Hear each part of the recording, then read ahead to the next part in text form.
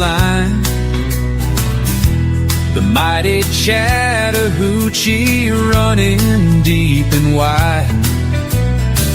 There's talk of hairy creatures running about, and a group of Squatch Seekers steady stalking the south.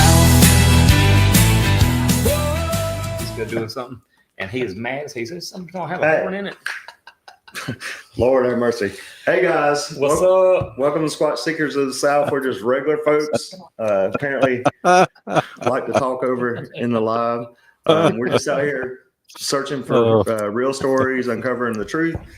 We don't claim to have all the answers, but we sure love chasing them. So, I'm your host, Jason. We also have legendary Dale Boswell on the screen with us. We have Chris, we have Jeremy, and we have Jesse. So we appreciate all you guys joining us tonight. So what's been going on, Chris?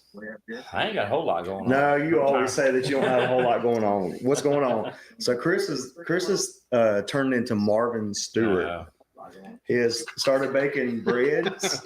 He makes soaps. He makes jellies. So tell us about your bread. That's it. You tasted it. Sourdough bread. It's pretty good. I've been making sourdough bread. He gave me 2 things of soap. And it's kind of crusty. Jesse needed it. It's not crusty. It's uncrust you. How about you?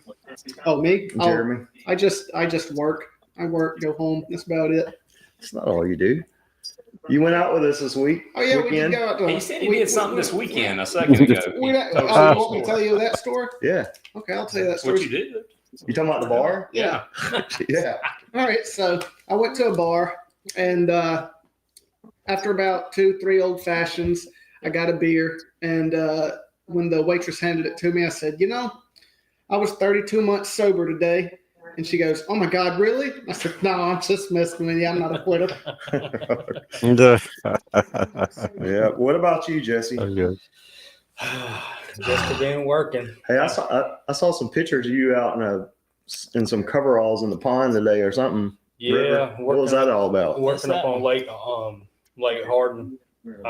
getting a boat dock ready for some new stain. I had to pressure wash it today, and I actually Looked like somebody drug you through the mud. I actually busted my ass today out there. Was by myself, and I was set up at 24. And the lake bottom is still really wet when they drop the water. Mm-hmm. And my right foot and my waders went down a little too much. And the ladder I thought was set in the mud where it wouldn't fall.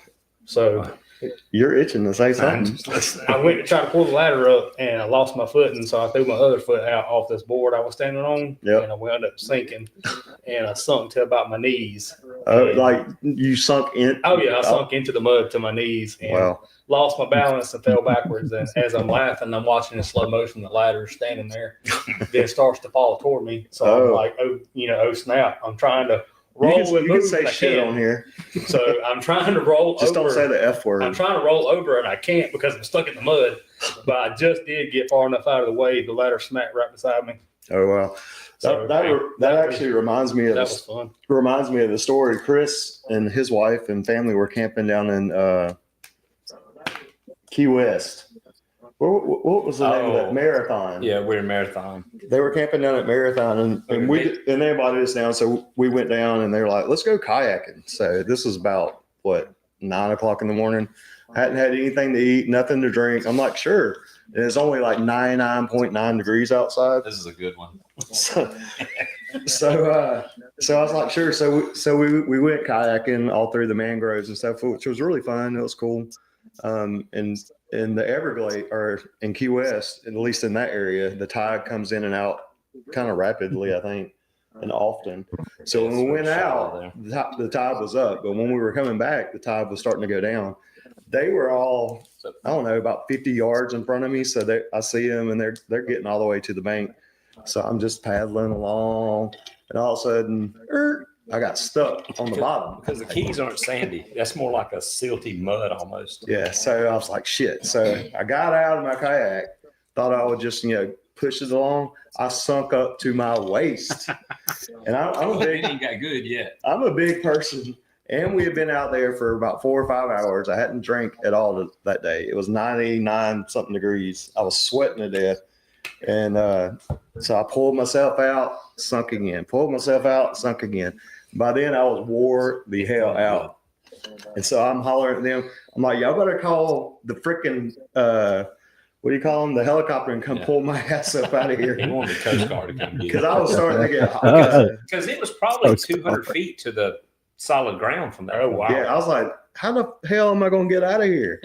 I'm like, y'all better call 911 or something. But he was panicking about them sharks coming in. Well, that plus I was dehydrated. I was about to have a damn heat stroke. But I may have to tell the rest of it. Because he passed out. Oh yeah, I was about. Well, I basically He did pass out. He passed out, and I had to roll him up on a kayak. Yeah, my big brother had to drag my fat ass. And then I was trying to get him, and a nurse shark. We were still in. It was enough for a shark to swim through. And a little nurse shark. There's a bunch of them. I don't even remember that shit. And I said, "Look But at I that was out shark!" of it. And when I did, he fell off the kayak. I had to get him back on it because he was all out of it, and then had to drag the kayak. Yeah, because it was scrubbing the bottom. There was only a few inches of damn water. Yeah. But yeah, so I finally got to the bank. I went to the shower house and stood under the cold shower for about an hour and a half. But yeah, anyway. Yeah, So I've sunk how you feel. I've sunk in the mud too. Me trying to get out of that. I understand how you felt. I was winded when I finally got up out of it. Yeah. So how about you, Dale? What's been going on with you? Well, You done rolled one. I see that. Oh, you done rolled one. He got him a cigar. yeah. Yeah. Have you ever dreamed you was awake, then woke up and you was asleep? That's the kind of day I've had. Yeah. I hear you. Yeah, I know Chris called you a little bit ago, and after we got off the phone, I was like, Yeah. he sounded like he was asleep. Yeah. And Y'all then wore you me said out you was- this weekend, and my sister wow. and everybody. I just had a big weekend, and boy, today I've just been laying around the house. So, of course, I got to hang out with Jessica a little bit today. That was a lot of fun. Yeah. We'll talk about that in a little bit, but I jumped in on there for a little while and Yeah, listened. but, That was a really good Other than show. that, it was a lot of fun. I'm glad y'all guys got to come out and hang out, and Molina and we all got to go out together, and it was just a lot of fun. We'll talk about that too. Yeah. So myself, Chris, and Jeremy and Dale and some of his family and friends, we all met up in Molina, Georgia. I apologize for looking down. We got a TV up here, and I got a screen right here, so I may not always be looking at the camera. But anyway, so we decided to go up to Molina, Georgia, to the Bigfoot Festival that they were having up there, which was a really good time. Chris and I got up there a little bit before everyone else, and it was looking like it was about to storm, but we were like, well, let's go ahead and get out and get up here to this pavilion. As soon as we got out of the car, it started hailing. Like, I don't know what, like pea size, marble size. Maybe, yeah. Probably closer to marble. I Marble missed the size hill. hail. And so we're halfway up the sidewalk, and so we take off running back to the car. And so I moved it under some shelter so it wouldn't get all dinged up. But it cleared up, I don't know, 30 minutes or so after that. And then we met up with Dale and Jeremy, and we got to go to their little conference and listen to Angie Williamson, Jessica Jones, the cryptid huntress, and also Tony Green. Did you get to go back, Dale, and listen to anyone else? Or I was going back in to say, I don't know if y'all seen him, but David Bacaro is there. My good friend, the one that owns Expedition Bigfoot. okay, But yeah. I didn't know he was there, and until I was going back into the second show, I guess. Well, I didn't know there was actually having two different shows, but Right. and went back in, and David was just right at the door, and I'm like, "Oh, David, man, hey, bro, I didn't know you was here. You know, I'll see you in a little bit." But it was packed in there. There was more people in there than it was when we was in there, so I'm glad I had a good turnout. But no, I didn't get to see the second show, but it was cool to see David, and I left about around the time y'all did. Yeah. Okay. All right. Yeah. Yeah. I didn't get to go, unfortunately, and Jason and Chris have been talking ugly to me because I didn't get to make it. Oh, yeah, Jesse didn't give his info on his toy drive. yeah. Ask him what he did. He didn't even bring that up. Yeah. Didn't even bring it up, but it was so important that you had to miss out on I it. told y'all I was doing. No, you didn't bring it up on here. No, I when he did said not bring it up on here. I apologize. When he said But y'all knew about it. when Why I he couldn't asked go. you what you've been up to. I'm sorry, I didn't bring that up. You kind of cut me off Boy, when I Taylor's like had my this story tonight. about going in the mud. You kind of cut me off. Yeah, I told my story about being in the bar, so I'm the bad one. You got to tell the good stuff. So Exactly. He just cut me off. Tell his rinky dink story. He don't even halfway remember. Hey, I about died. I could have that ladder. It could have fell on my head today, but I was closer to dying than you were. No, sir. No, sir. You don't even remember your We could have story. found somebody on the last minute to fill in for you. It was cool to finally meet Jeremy in person, though. I haven't met him since he's come into the group. I've just been on the shows with him, and he's a lot smaller in person than he looks on TV. That beard is an optical delusion. I have a booster seat. That beard makes him look a little bit bigger than he is. It's an optical delusion. One on the couch. I ain't gonna slumped over because I'm trying to sit on the pillow myself. Yeah, but before we get too much deeper, Jesse, like for real, tell us what you guys did with your business and some of the other businesses here locally. Well, there's a couple of buddies of mine that are all small business owners like myself, and we wanted to give back to the community around here, so we linked up with a peanut plug here and my buddy Tyler with Elite Home Solutions and Grit and Grind Cafe and a couple of other people got together and did a toy drive, and we hung out and slung peanuts and had a donation type thing with people bring a toy. They get to put the name of the drawing, and each business is giving services out, for free or vouchers and certificates for things. So we had a pretty good turnout. We got a lot of toys raised up, and a lot of folks actually gave cash donations. So we raised a good amount of money cash to get some toys and things for other folks, and got a good amount of toys for some boys and girls. See there, make you feel bad for fussing at Jesse now, don't it? They don't care. Yeah, they don't care, do they, Jesse? They don't. They That's my little. He felt a little bit bad. But it was a great turnout, and we actually got to see a biker club come by. They were actually doing a toy drive also. That's cool. They were doing a ride. I think I saw a video of that. That was a lot of motorcycles. Yeah, there's about 30 of them from the local VFW. It's pretty nice. Cool.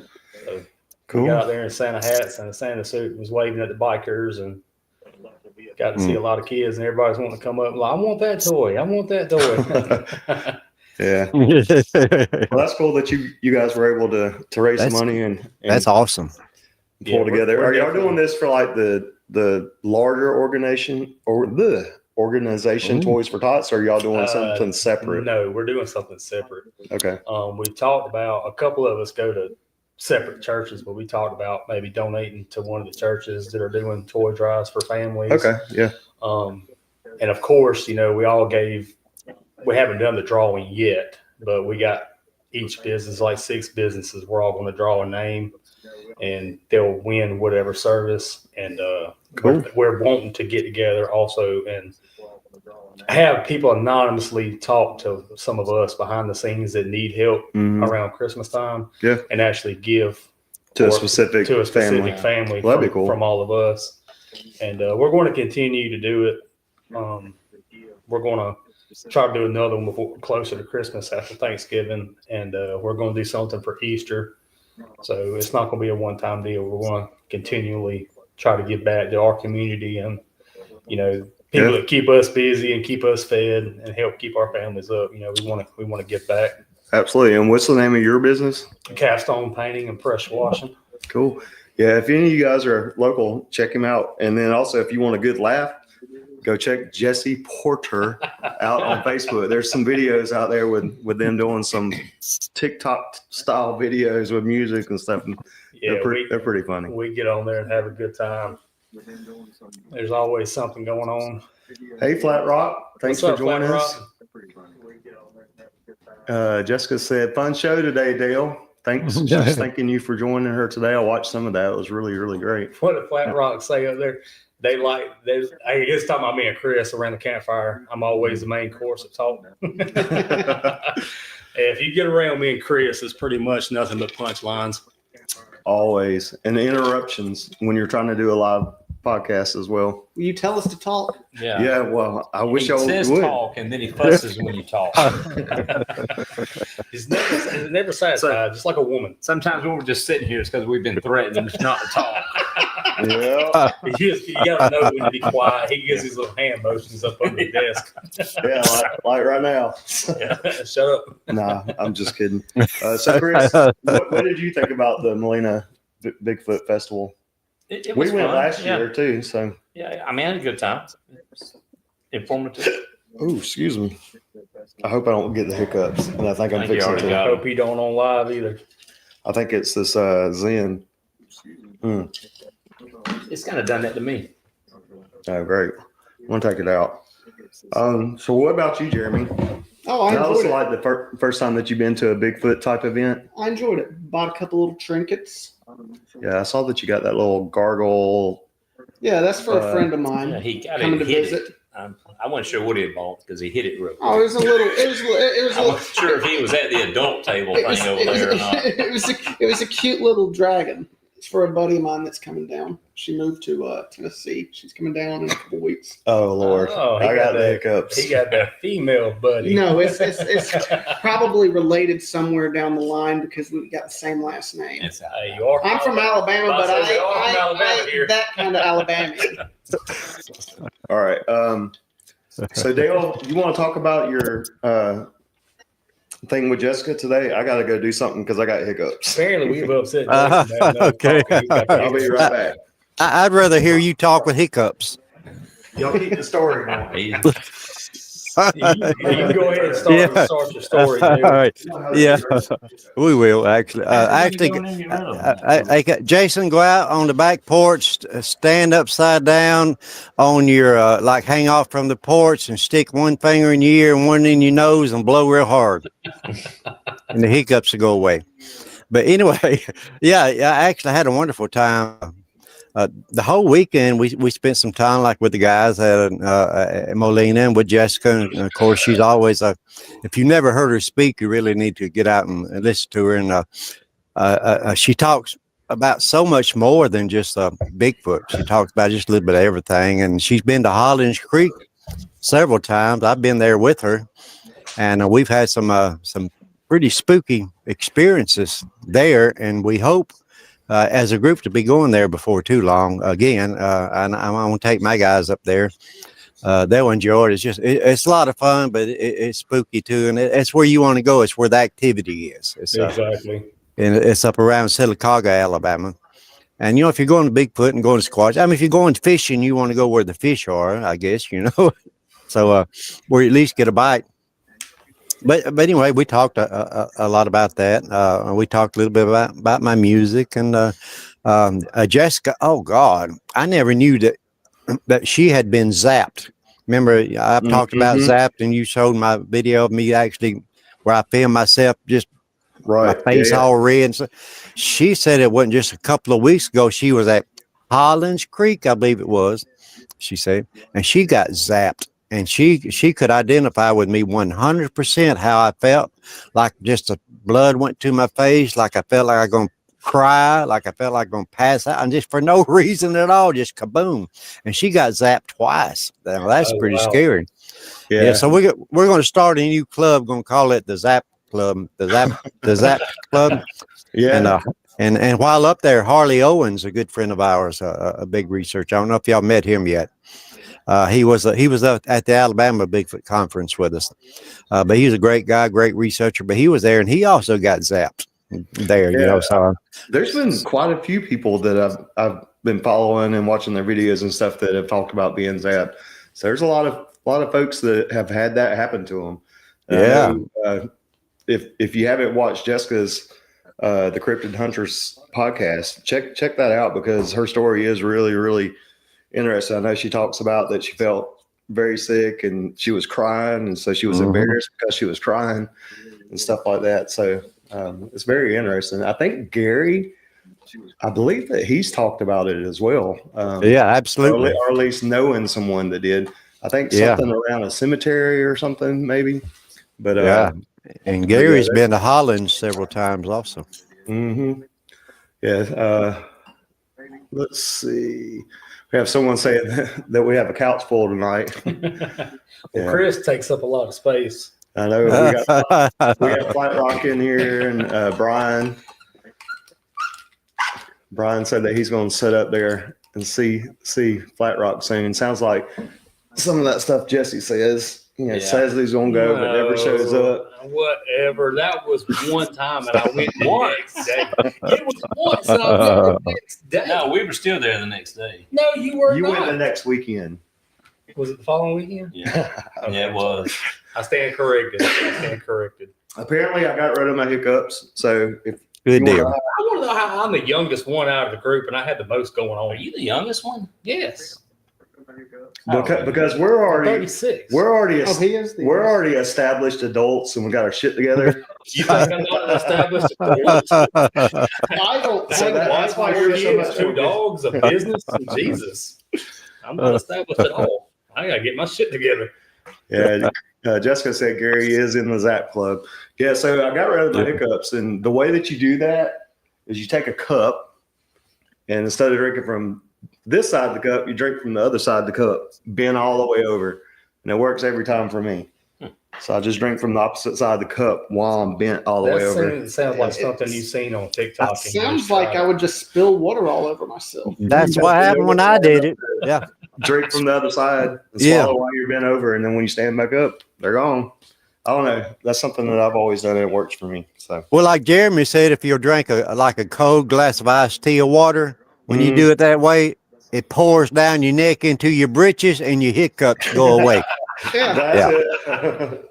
Sounds about right, but that did not happen to me. So, but yeah, so Brian, that is true. We every time we go down, we take steaks to Flat Rock, and I wind up cooking somehow every time we go. Flat Rock cooks. Oh, a lot of right. times. He just don't cook when you. hey, look, he's talking about every time he goes to Flat Rock, he eats good. Flat So that Rock, must mean Flat Rock must be feeding him. yeah, I say we feed you- Flat Rock. Flat Rock's cooked several times when I've gone. Oh, has he? He just doesn't do it when Jesse goes. I mean, he's cooked. He makes some good He figured scallops. he can't afford to feed Jesse. He makes some good scallops down there now. He always makes scallops on there. Yeah. Ooh, I like some scallops. Oh man, Flat Rock's got some They're good. great fries. Yeah, we plan on going down to Flat Rocks December. Y'all are coming the 5th. I'm going the 4th. Yeah. I'll be down there waiting on y'all. Yeah. We'll see. December the 5th. We go. Are we sure gonna see? Are you going, Dale? We're gonna plan on it. Rob and I was talking about it. Yeah. We're gonna plan on it. Yeah. She's Come on been down. wanting to go. She's been wanting to go to Jesse's got a Flat camper. Rocks ever Jesse's since the got a day camper she to fled bring him. down. Yeah, I can bring my Oh, camper down for you and Robin to stay in. Oh, well, count us in. We're in. We're on. We're on. I take my camper. Chris takes his 5 campers he's got. We'll Oh. have for everybody. We'll bring the beanies and the weenies. Well, hopefully most of us will be sleeping out in the tent so we can hear something. But I know. Ain't Chris it gonna is be talking- cold? Ain't it cold in December? I It lived might here be. all my life, and it ought to be cold. It might be. Hey, and Brian, by the way, when I come down there on the 4th, if you can make it, I'll have steaks because me and Flat Rock's going to eat them before they get there. I'm not giving Oh, That's fine because they're too tough to eat anyway. You are so full of shit. ooh. Chris Brian- loves my meat. Brian said, "Give him a heads up next time." Right. Steaks are on December the 4th, 5th, and 6th. But I know that you said that you had a pre. I think you're going to Jacksonville or something. But yeah, get out of that and come on, have a steak. Let's see. What's this? Kenneth saying 2 other times knock down trees. Jesse had a tree knocked down whenever he was down there in Evergreen. I don't know if that's where you're talking about that occurred for you, Kimber. Well, that next weekend after they had left, I went down there. We had a tree fall right behind Flat Rock's place. It's pretty close to. Was Brian down there during that or no? Do not believe so. I don't think Brian was there. I cannot for the life of me remember the 2 guys' names that were there. Well, so Brian said, "Don't tempt him. He don't have to be in Jacksonville till the 5th. Hey, So, come on down. You're going to be there on the 4th. You have to cook him a steak." Come on down. Jesse does. I don't know about cooking the steak, but he has some really great seasoning that he brought down.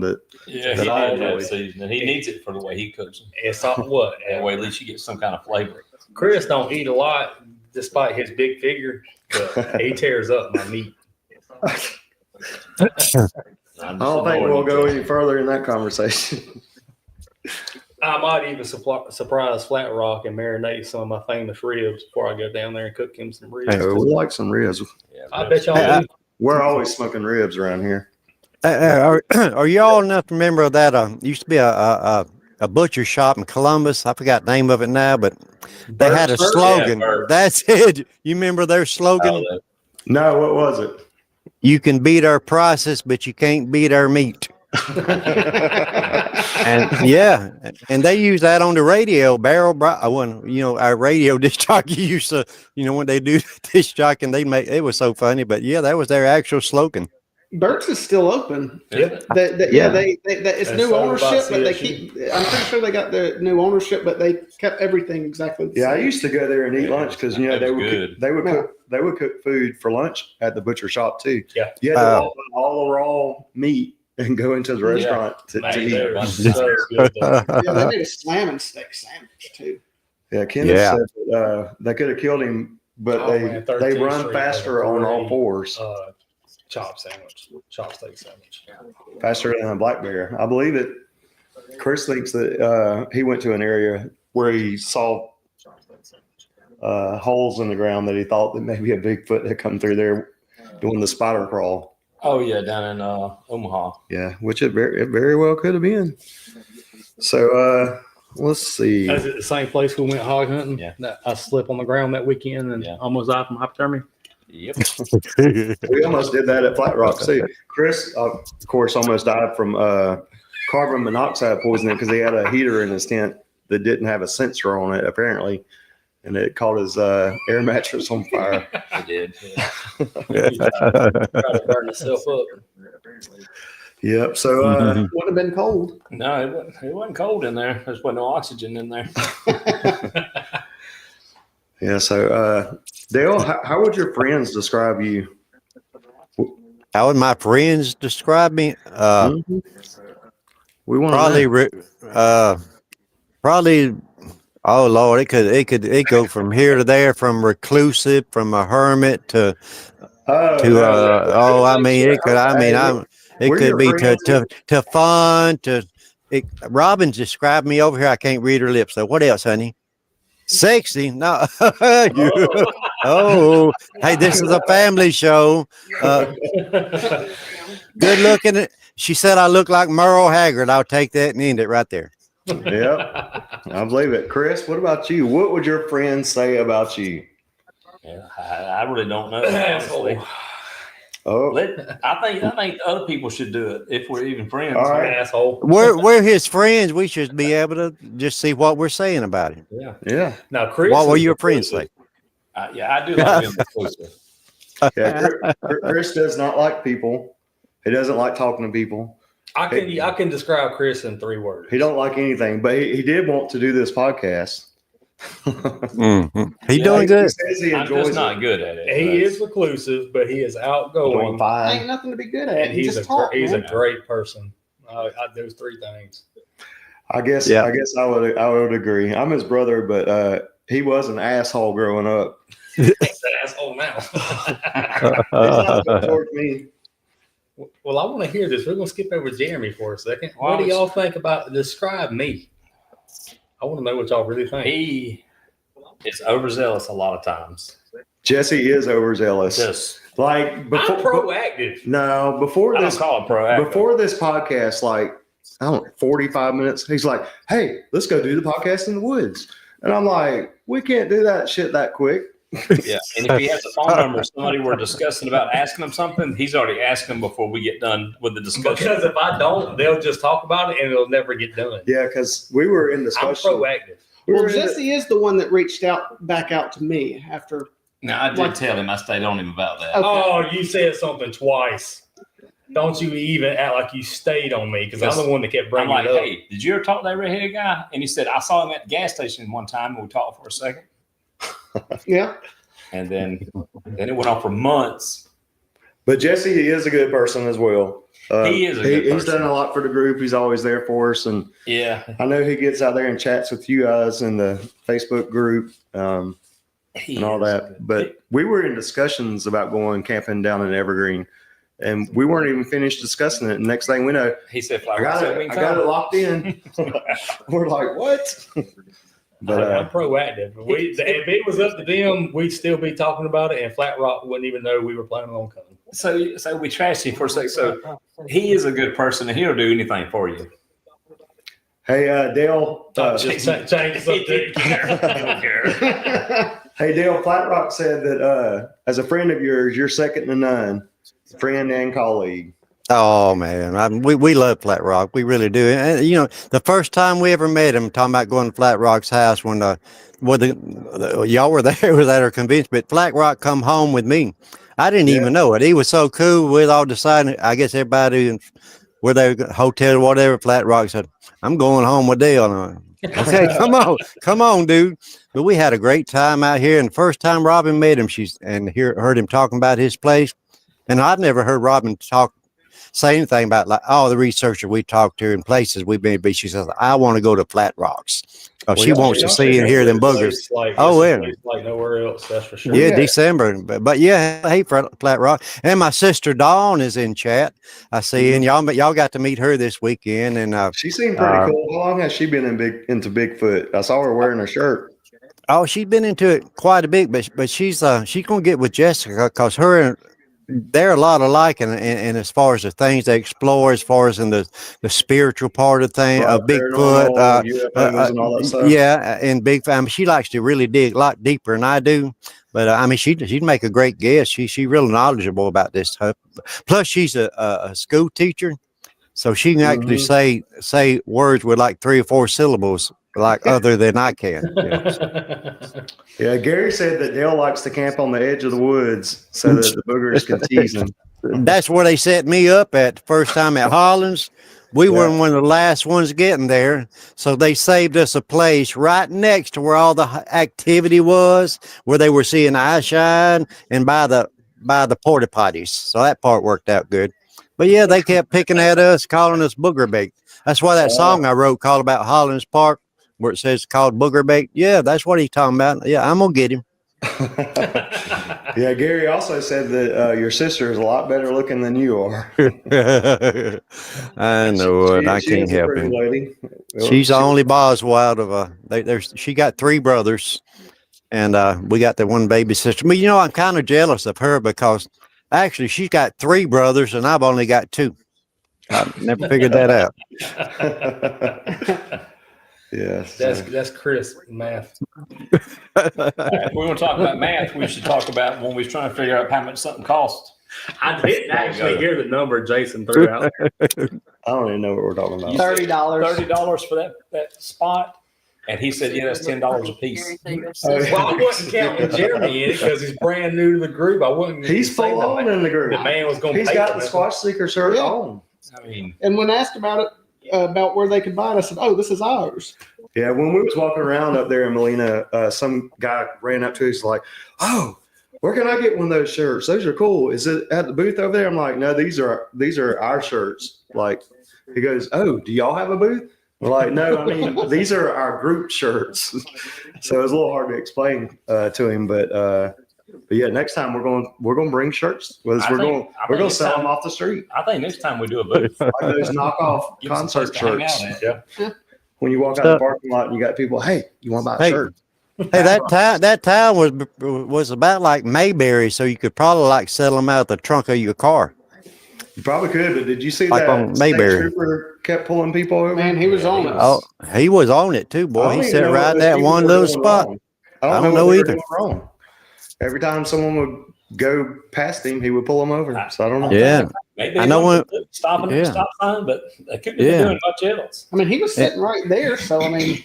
And we were parked right there beside where he was. So when we went to pull out, we pulled back where he was, and Robin said, "Okay, go." I'm like, "I ain't going yet. I'm gonna make sure I ain't moving."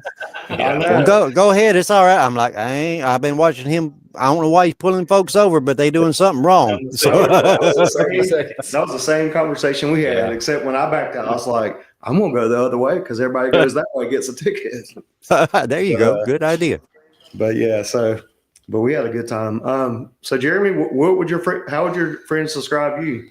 You're relatively new to the group, and we don't even know who you are.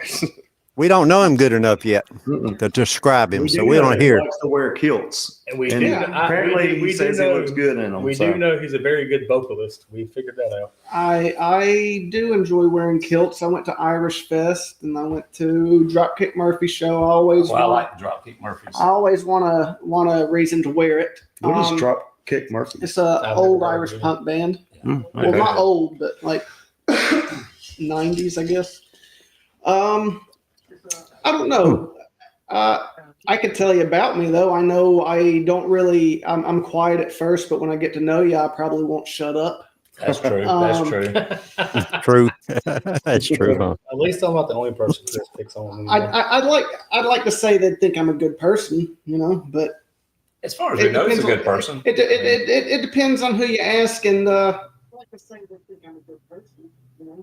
yeah, I guess it just depends on who you ask. Yeah, so I told you my goal.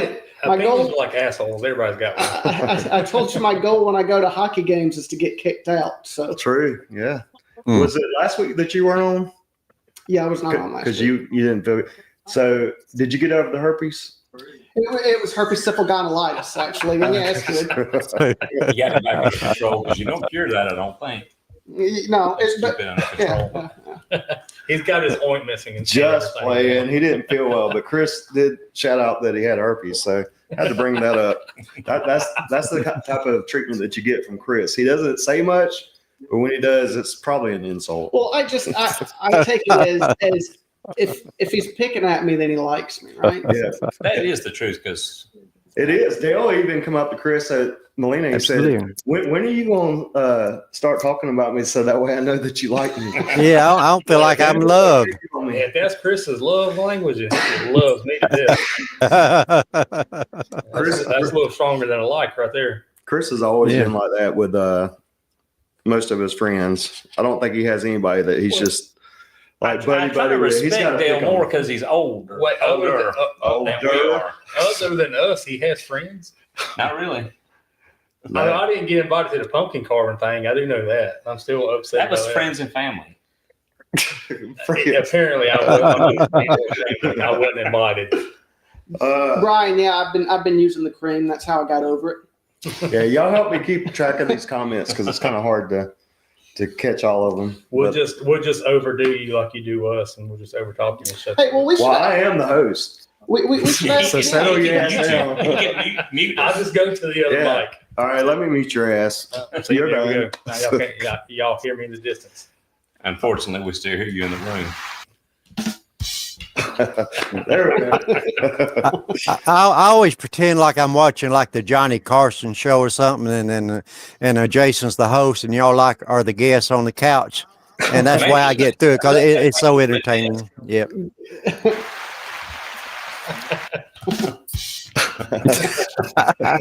And here's Jason. And he's sitting up quiet with a Brillo pad at work faster.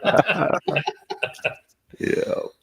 All right. So I have another question. So Jeremy, you're relatively new in doing Bigfoot research. Like you've been into it kind of, but just from afar. Oh yeah. So just like, what do your friends think about it? Or do they know yet? Oh, I mean, my friend, like, okay, so my close friends, yeah, they know, they know, and Man, I mean, that ain't real. What they're you not. No, they don't really pick at me about it.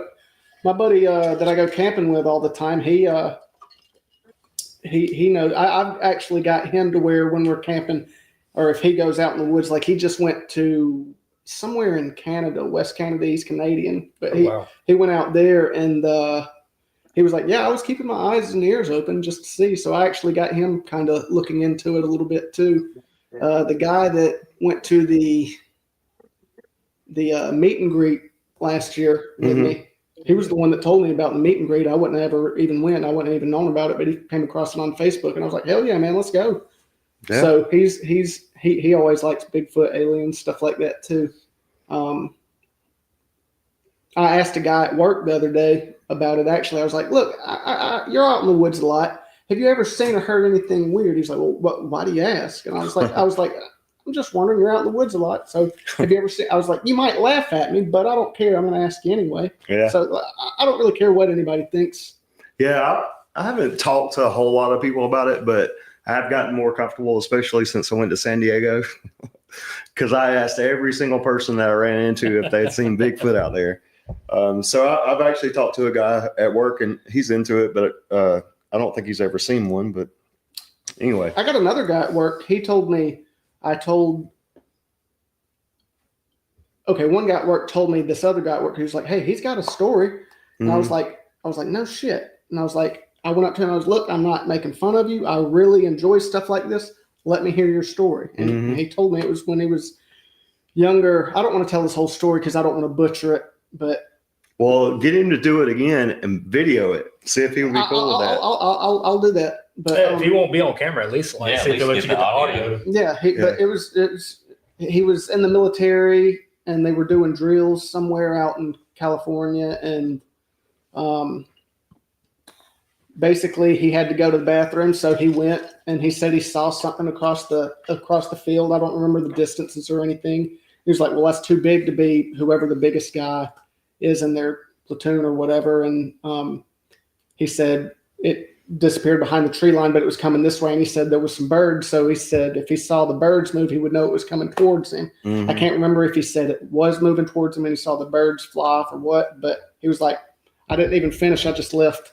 Oh, well. I was like, all right. Yeah, well, that's cool that you talked to someone and they've shared that with you. So I'll try and see if I can. Yeah. And, like exact location and stuff like that would be cool. And the year and all that kind of stuff. So what about you, Jesse? You've been in this a little while. Obviously, your family is cool with it. Do you have any friends that like pick on you? I've gotten my wife more involved in it. She's into it, but she's still scared to get out in the woods and that's okay. Do anything after daylight. My close family all know, and they do pick and laugh and make jokes and all. Most of my buddies, I have 2 or 3 buddies that are actually they do pick and laugh and make jokes. Believers in something.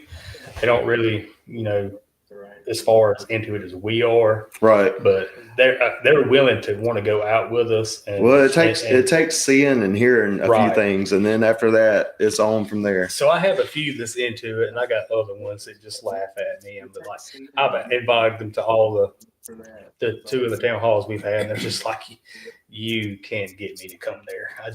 They just can't get behind it. Like I love you, you're my buddy, but that's just too far fetched. Yeah. But at the same time, I'm like that. I don't care what nobody thinks. I know what I've experienced and what I've felt and heard and the things I've experienced being out there. So I know there's something out there. So it don't bother me what people think about me. Mm-hmm. What about you, Chris? Oh, I don't really have that much to say. Not really. I mean, everybody knows I'm into it. So, I mean, in your line of work, like all the parents, do they all ask you questions and stuff? What about their husbands? They don't ask me questions. Most of the time when they give gifts, it's always a Bigfoot related. But none of them have really made fun of you. No. Yeah. So they was one that used to him watching bit, their kids. True.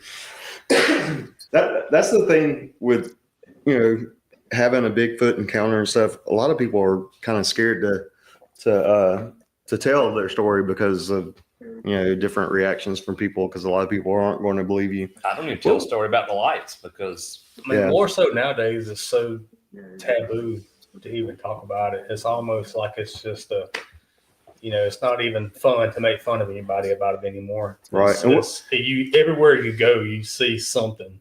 Well, the blood drive gave out Bigfoot shirts. Yeah, seen Jason. He wouldn't give an extra pint and get me one, but nah. I showed y'all last week. I still got a knot on my arm from where I gave blood. Yeah, Chris had. She says, "Oh, your vein rolled." I'm like, "No, my vein didn't roll. You missed it." They dug it all around. Yeah. So, what was Tony Green saying at the festival whenever he was talking about people asking for Bigfoot evidence? Like pictures, body. Yeah, and he said he'd show them the Patty film and be like, or just show a still of Patty, and they'd be like, "That's not real." They'd be like, "Well, what good's a picture?" Yeah. I like that. He said people will say, "Well, where's the bodies?" Where's the pictures? Where's the proof? He said, well, here's the body. Here's this. Here's that. Do you believe any of it? No. Well, what's the, That's the thing. what, Everything is why should I? automatically You're not debunked. going to believe Everything anything I is show you. So why automatically should? So your mind's Everything's already set. So you're not automatically going to see. Yeah. Mhm. Everything's automatically debunked because it's so much easier to just not True. say it's real. And it's probably the wrong analogy to use, but I look at it like I've never seen Jesus Christ in flesh and blood, but I know he's real. I believe in him. Mm-hmm. I believe everything that I've read in the Bible that I know to understand. So I've never seen Bigfoot, but I believe I've heard one. Yeah, I've got a dear friend of mine that's very skeptical, and I've known him for years, good buddy, but he, no way whatsoever these things exist. We were talking one, and the biggest reason is because I've never seen one myself, because they don't exist, because he's never seen one. We were talking one day. I'm the same way about that damn Eiffel Tower crap. He said, what do you mean? He said, that stuff ain't real. He said, it is real. I said, well, how do you know? He said, there's pictures, there's video. I said, well, hell, I ain't never seen it. He said, and he kind of looked at me like, you got a good point there, you know. That's that reverse psychology. It works. Yep. Right. Yeah. So David Brian Davis. Yeah, well, I'm going to talk about David's first because it's related. David said that there are more people that are interested than they admit. Said that he's talked with a few and their stories are short, concise, and to the point. It's like they give you the point break information. I've seen that a lot as well. Whenever you got someone that's not into Bigfoot at all, but they've had an encounter, their stories are just like, I mean, you can't help just the details that they give you, but to know that they're telling you the truth. Well, that's why it's important to talk about it, right? Like, because you never know what somebody might have seen or might not have seen, or like, it doesn't really matter what they think. Because at the end of the day, I've said it before, I'll say it again.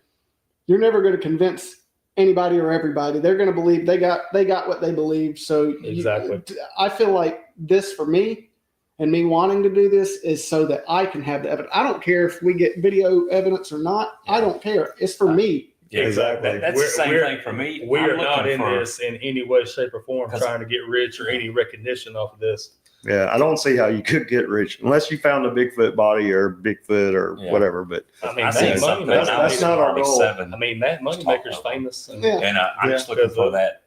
But I mean, to see it again to know that's what I said. I think that you have to get off topic a little bit whenever you're doing stuff like that. So you're having to not necessarily come up with fake stuff, but I mean, you're having to elaborate a lot just to make it entertaining and stuff like that. And we're not trying to be entertaining on purpose.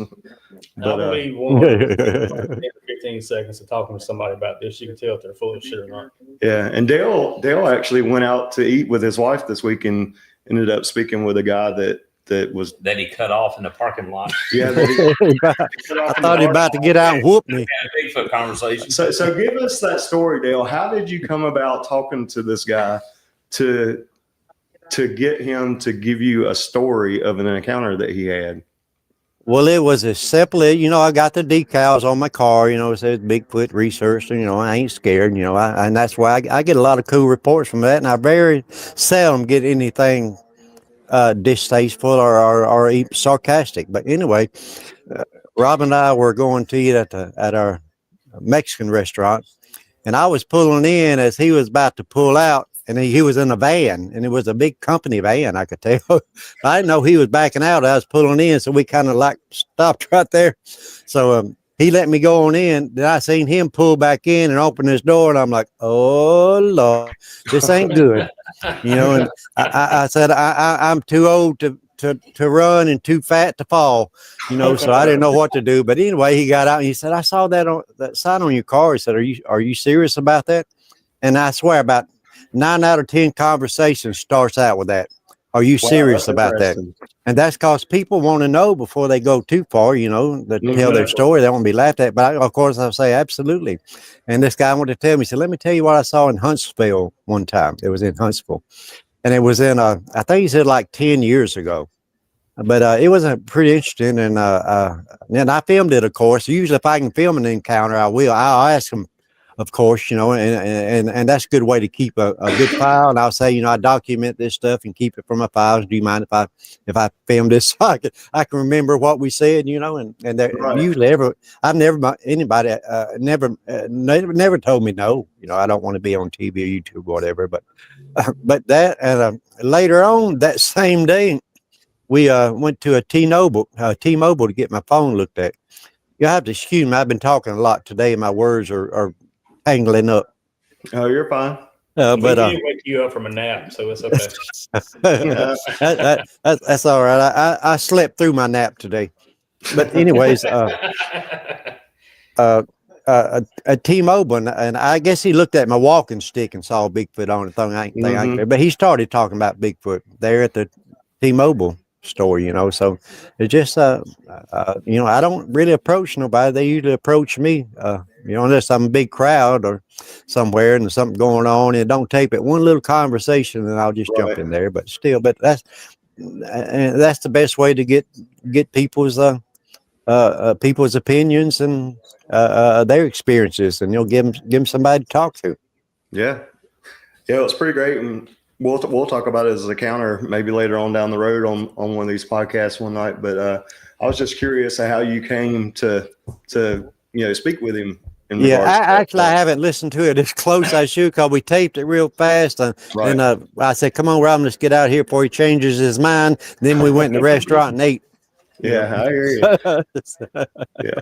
Well, appreciate you sharing that. So Brian, if you guys can see that in the comments, he said he saw a post from a hunter this past week where the guy was hunting in Blackwater, Florida, and he said that he had issues with people or someone whistling at him and banging on trees with a stick while he was down there. But yeah, that sounds like could be something else. There's a lot of stuff that comes out of Blackwater. However, if anyone is ever in the vicinity, that word, it's rubbing off. Exactly where we're at, and Jeremy's out there with us. You're probably going to be saying the same thing, because he's got a good whoop and a good holler and whistle and all that kind of stuff. How low do you think you can do that thing? Go ahead and give him a whoop on here. He's got a good whoop. Do you want me to whoop? Y'all better plug your ears. Let me take these headphones off. Just a bait. That's pretty good. Oh, I like that. That's good. Yeah. Oh, you ought to hear him when he gets into it out there in the woods. He's great. Yeah. Even if you're with him, you're not expecting it, he'll startle. Yeah, I made Jesse jump. Yeah, he'll startle you a little bit. Yeah. My Wild Man Bottom audio. I know he's heard that, but Jim's holler in there, I call it more of a holler than a whoop. I bet you could probably hit some of them notes he hits, and I've had several people say whatever Jim did there is very noticeable to one of them boogers. Look, that's the first time Jim ever done that. But even Coonbo Baker said, who was that guy? I don't know how he did that, So I bet Jeremy could do that and could bring them boogers in.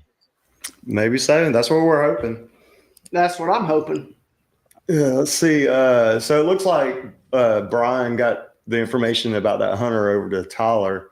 Tyler's a researcher down there in the Blackwater area. So hopefully he can find some more information about that and see if it possibly wasn't an encounter. So I can say from personal experience that in Evergreen, wood knocks and whistles or anything else you hear that these things do to communicate or make noise is nothing compared to a growl that these things can do.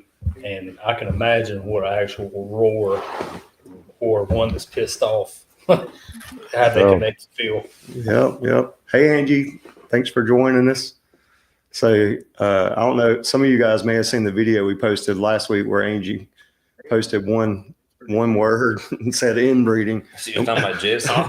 Here we go with that. Here we go again. And we couldn't determine what she was talking about, but for some reason the chat was delayed or something.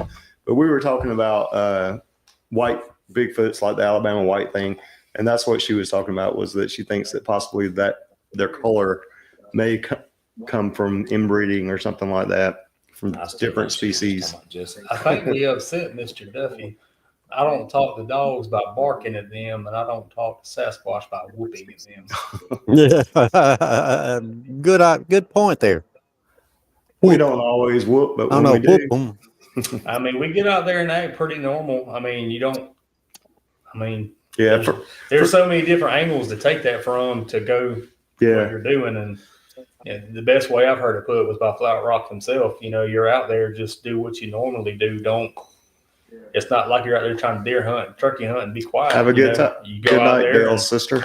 be out by the fire and do what Yeah. you normally do. And if you hear something, don't do anything different because they're interested in what you're doing. So that's how you get them in. Just act normal. Yeah, that's what was that guy's name? Tony? Was it Tony? Tony. Mhm. Yeah, that's what Tony was saying. Just you hear something, what he found was best, just ignore them and keep doing what you're doing. Yeah, And I've been preaching that for years. And if you're fans of the old Finding Bigfoot show, my advice, and I've met Cliff and Bobo, and they're super nice people and good folks. And I enjoyed a bit. Played a little guitar with Cliff Barackman, but don't do what they do on Finding Bigfoot. Do what like Tony does. You go out there and do your own thing. Don't go out steadily walking through with flashlights and knocking and banging and whooping and stuff. Because these things gonna look like, what are y'all doing? They're gonna go off in some other neighborhood. They ain't studying that. They know the difference, and we can't hit the vocals and the areas that they hit through their vocal cords and windpipes to be able to for them to know that it's not another Sasquatch or it's not another animal. It's a human being. They can tell the difference. Yeah. The only time you would ever probably have some luck with that, if you happen to go in an area, and I don't know where an area could be, it really have to be deep where nobody ever been in hundreds of years, then do a whoop, whoop, whoop, where these boogers have never heard a human do a whoop, whoop. Right. That might bring him in like, it might not be good. The host didn't silence his phone. And you also don't know, if you're out there making these noises, you don't know what you're enticing to these things. You don't know what you're saying. Yeah. We don't know what their vocals mean. Yeah, no, Duffy, we didn't take offense to it. I mean, it's not something that we do. No, we were hoping we didn't offend you in any way. No, we do that occasionally. But no, what he meant was you're not out there whooping them, like beating up on them. He didn't mean like whoop, whoop, whoop. Hope you're not out there whooping them. And I'm like, said, oh no. But yeah, I think that's what he meant. Yeah, but we don't always whoop, but when we do, there it is. That was good. That was a good ending to that section. Next question. That was a good ending. Right. But yeah, I mean, I think that we found through personal experiences as well as hearing other people's encounters and stuff, the majority of the time, the encounters that you hear or read about, people are just doing their own little thing. They're not just camping. Just camping or sitting. The vocal that I had at Flat Rocks, we were just all sitting around camp, being loud and normal. And I just took off to go walk down the main trail by myself. And I believe before I got into the mouth of the trail, I was yelling back at y'all about something. Mm-hmm. And that's when it happened. I mean, being completely 100% normal in the middle of the day. Yeah. So, I mean, I firmly believe that if you're just sitting still or going about at camp, they're going to be more curious about what you're doing and come closer than if you're constantly moving positions, then they're not going to be coming in closer to you. We need to go and just camp in the area, but just camp and just cook and hang out. Yeah, let's see. Yeah. Well, you do that. And like I mentioned before, like you're sitting around a campfire, do what you're doing, but watch over each other's shoulders and kind of whisper, hey, there might be some eye shine. Just kind of try to be casual and sneaky as you can. But yeah, that's exactly the way to do it. Yeah. Gary said to play his howl over a loudspeaker and you'll get results. All right, Gary. Mm-hmm. Long distance. I have heard people doing that. And then even like the Sierra sounds, I mean, they were already making noises, and the guys that were recording it, they were trying to talk back or whoop back or whistle or whatever they were doing. That's where they got the what do you call it? The chatter? Samurai chatter. Samurai chatter. So, I mean, but yeah, you have a point, Duffy. Don't be doing it until you feel like they don't think that you're another Sasquatch coming into their area. And that kind of leads us into another topic that Jeremy brought up in regards. You want to ask the question? What was the About question? the territorial Oh, plans? yeah. The question was basically, do you think they're territorial towards other clans or family units, or just people, other animals? Do you think this Bigfoot family unit would be territorial towards this one? Yeah. Well, being that my outlook on it, being that we don't know exactly what they are or how they do anything truthfully, it could be like any other animal in the animal kingdom. It's like that. Some are territorial, some are not. Some stick to their own kind. Some can basically mingle around others and not be bothered. I mean, I guess it just depends on the animal. Yeah, pretty much. Good And question, though. In my Yeah. point of view. Yeah. I mean, Good question. I think Duffy was kind of hitting at that, that possibly they may not commingle. They may be separate clans and whatnot. So I Could be. 100% know whether or not. Yeah, we wouldn't know. It was just something I thought. That's a good thought for sure. Damn good question. Yeah. I mean, like wolves are. If a wolf gets kicked out of his pack, it's very hard for him to join another one. Yeah. Right. I mean, it could be. I'm saying all animals are different. Yeah. And I mean, I think that's why we research these things, is try to learn more about those types of things. And nobody knows anything, so nobody's technically wrong because we don't have any stated for sure facts on anything Absolutely. in this subject. So, I mean, you can't be wrong or be looked at like you're stupid. I mean, because nobody knows. Yeah. Let's see. True that. Angie says she agrees, and do not turn and look when you hear something. Well, I failed at that because as soon as that thing growled at me, I turned around. I about faced before my other foot hit the ground and just about ran back to camp. I did not want to see what made that noise. Gary said that he sent you that howl to you, Dale. Do you have that? I guess I have what? Yeah.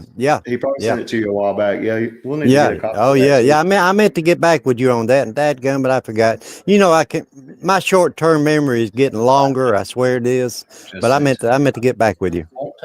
Did you see it? Did you see it? Yeah, you just refuse to take me out there. Oh, what are y'all doing? Look at that deer. The deer's out. He's out there right now, and Jesse. I just want to show him Jesse because Jesse's begging. He's scared to death. I'm going to take that deer from him. Can y'all see that deer? Kind Yeah, of. they could It's see it. probably small, but yeah, we have scared to death. I'm going to take it from him. a piece of property that we investigate. We have a couple of trail cams Well, he's out there. Do any of you guys have trail cams out? And do you ever get orbs and streaks and all kinds of crazy stuff on your trail cam? I know occasionally you'll get spider flashes or whatever, but we have this one area. We'll put a camera there, all types of orbs. We take the camera away from that area and put it somewhere else. Yeah. We get nothing. Yeah, we move it like So we know it's not the 100 yards. camera. It's just weird. So we don't know if it's something paranormal in that specific area.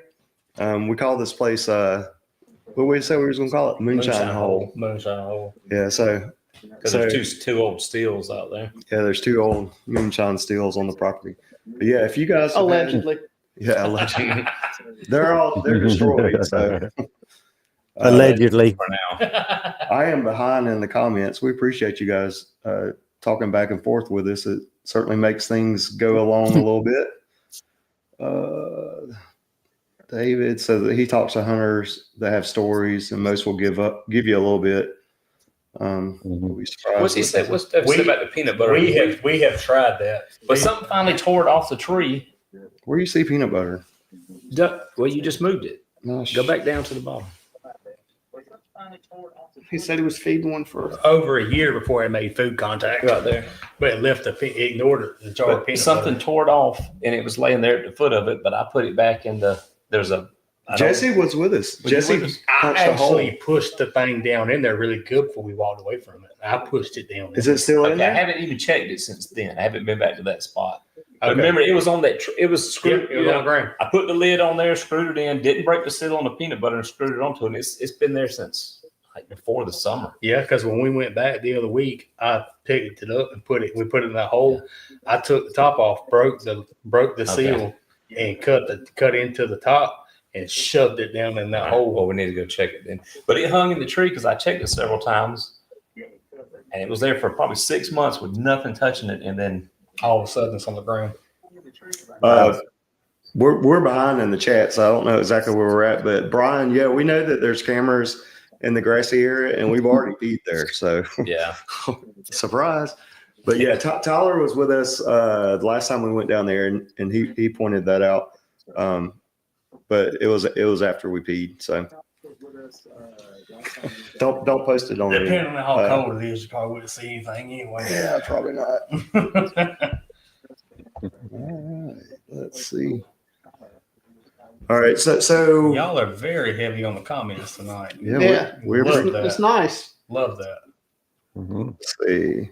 Duffy says it won't screw the lid off of any jars. It never will. So I was trying to concept of unscrewing. Well, that's interesting. Yeah, so that peanut butter, though, it was screwed on good, and whatever got it broke it, the screw completely out of the lid. So, Wow. We appreciate you helping us out, Gary. I don't know if you noticed or not, but I went ahead and added you as a moderator today after I figured out how to do it. So we certainly appreciate you coming in and helping us out in the chat. Absolutely. Yep. Gary's the best. Yeah. So let me pull this up real quick. I had another question, something I come across today.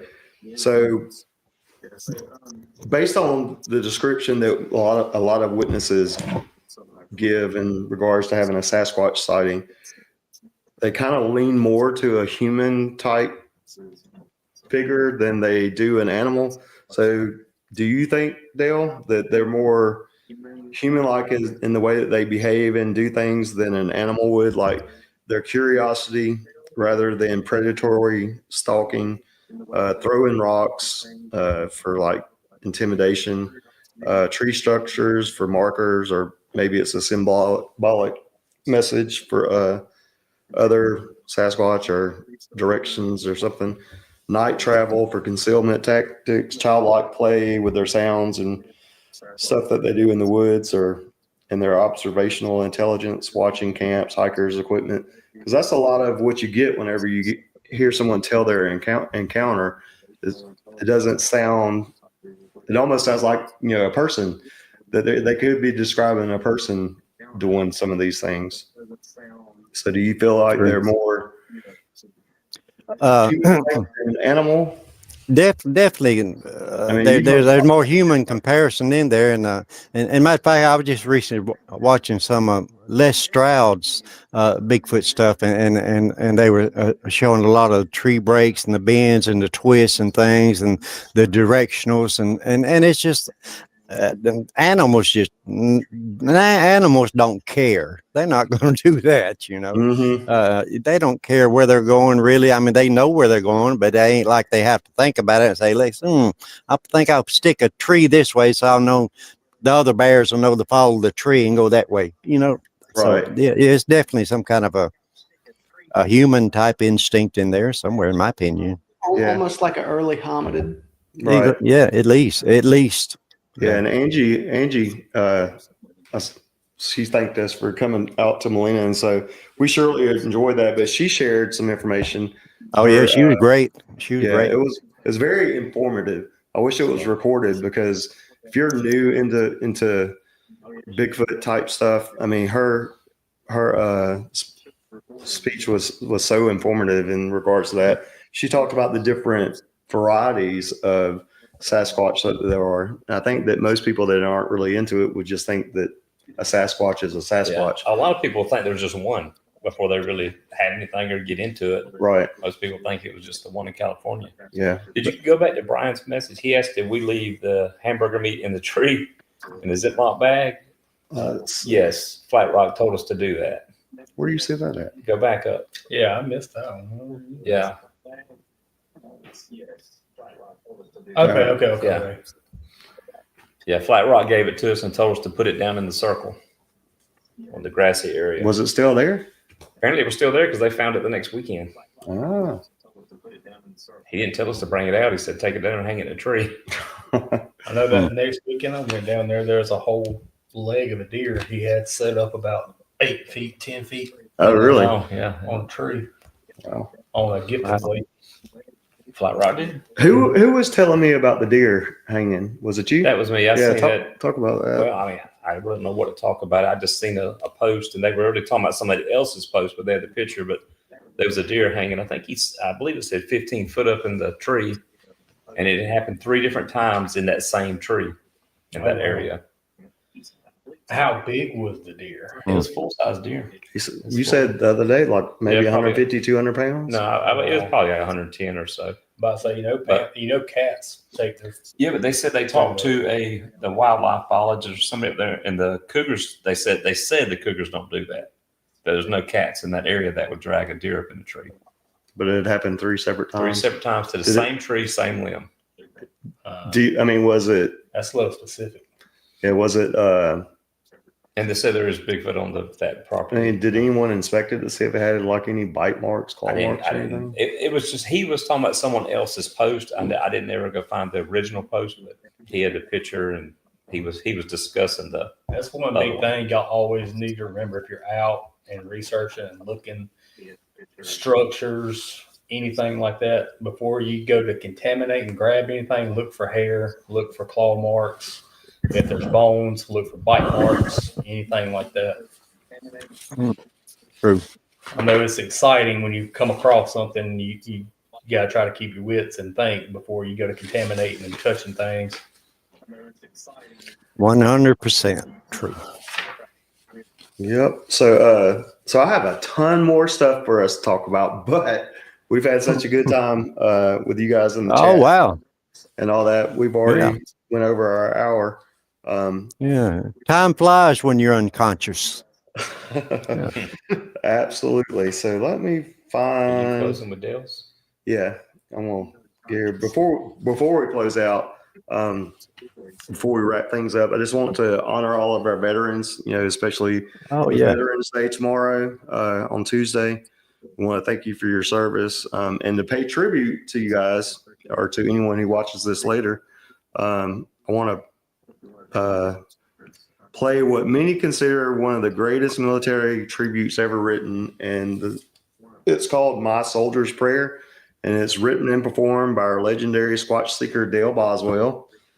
So we want to play that real quick, and if you can hang out for a minute, Dale, we'll come back and let me find it.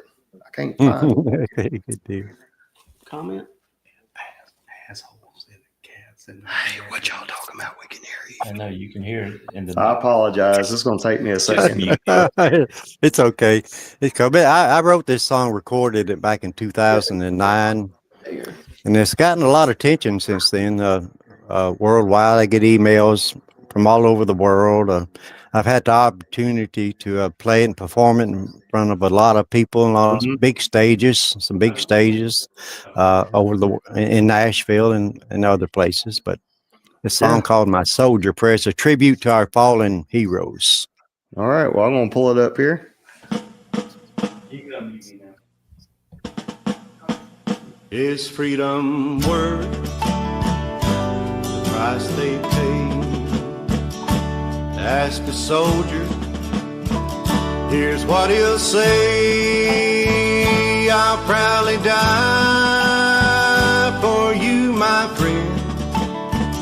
Though he don't know you, you don't know him. Say it's their job, but it's more than that. They go to work, some don't come back. That's why I pray to the Lord up there. Lord, listen to my soldier prayer. If I should die before the war is over, Lord, let my soul remain here on earth. Save heaven for the fallen soldiers, for they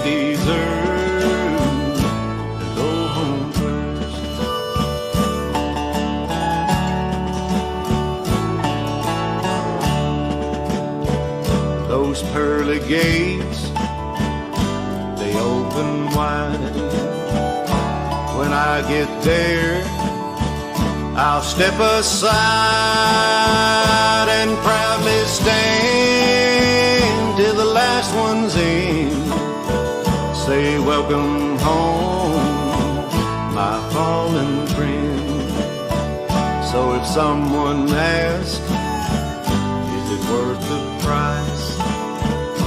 Can I give back those soldiers' lives? No, I can't, but this I swear, on bended knees, my soldier prayer.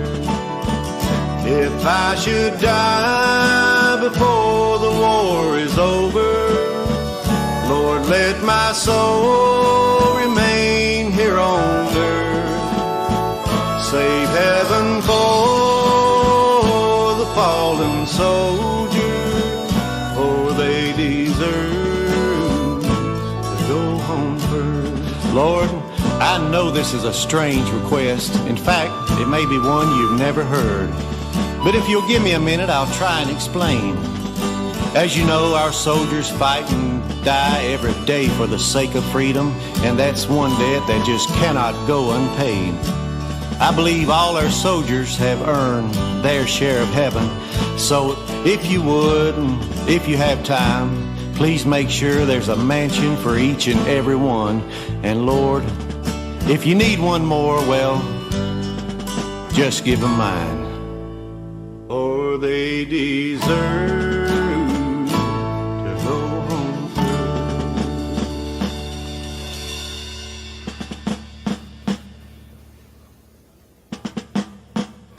Well, Dale, that was a great tribute for our soldiers. I'm sure there's a lot of folks out there that really touches them. Some that have gone on, and some that I know we have a veterans home right here in Smith Station that are for our disabled veterans, and so all of the words that you said were truly touching. I think you muted Dale. Dale, you may be muted. You are. I'm sorry. Yeah, I'm sorry, but yeah. Well, yeah. Thank you so much. I appreciate that, and it's like I said, it's gotten a lot of attention. There's a lot of artists. George Jones. I was very excited to hear that it was the country music greatest singer, country music singer there ever was, George Jones. Right. You know? Yeah, I love George. This was one of his favorite songs. He was the one that actually said that he thought it was the greatest military tribute ever written was George Jones. Yeah. And said he listened to it all the time. And we took him some copies to his home in Nashville a few years ago. But yeah, it's just it's been a blessing to me. I get thanks. Thank you so much from that. There's so many times I would sing in front of just big crowds or little small crowds. I come off stage and the people would just gather around me.